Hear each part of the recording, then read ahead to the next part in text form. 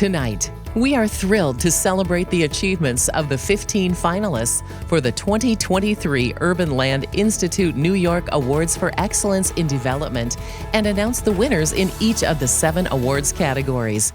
Now, let's meet the finalists. In the category of Excellence in Mixed-Use Development, the finalists are The Willoughby, Brooklyn, New York. Imaginative design, engineering, and partnerships made the downtown Brooklyn 34-story tower of the Willoughby and its accompanying projects a reality.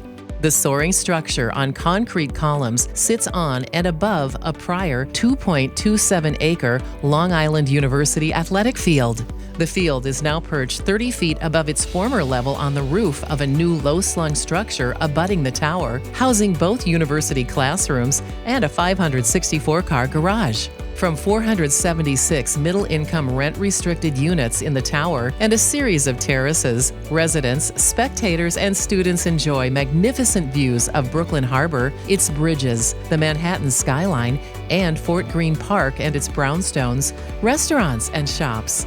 The new 445-foot tower, steps from many transit lines, also houses academic and office space and an outdoor terrace with grilling stations and fire pits. With dialogue and deal-making, creative solutions to much-needed mixed-use space in dense urban cores are possible.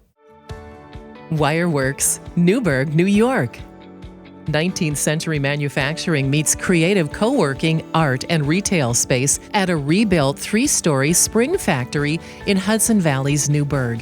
The 1895 Wireworks building's rebirth trails 20 years sitting empty, decades as a warehouse, and 50 years as the home of Staples and Hanford Wireworks, makers of springs and carriage cushions, until its 1950s closure. Fast forward 70 years as artists and the self-employed decamp from New York City to more placid and affordable environs. With this influx came demand for more living, work, and socializing options. Enter Wireworks, which today in its 21,000 square feet hosts on its ground floor a small retailer and several live-work artist studios.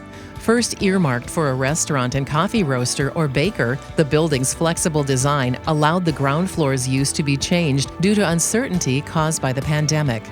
Above are light-filled co-working spaces with floor-to-ceiling windows, meeting rooms for tenants and community groups, and 7 upper-floor loft-style units, all below 80% of AMI, ranging from studios to one-bedrooms, some with mezzanines, all under a pitched roof with timber trusses. Noteworthy in this adaptation was peeled-back wall and ceiling sheathing for historical masonry and roof timbers and preserving the spirit of a collapsed exterior room in an enclosed outdoor space, the Ruin, that is now both a workspace and tenant gathering space when warm, plus landscaping for stormwater management. The building, 60 miles north of New York City, speaks to a post-industrial area renaissance following manufacturing decline and efforts to climate-proof all structures at all scales.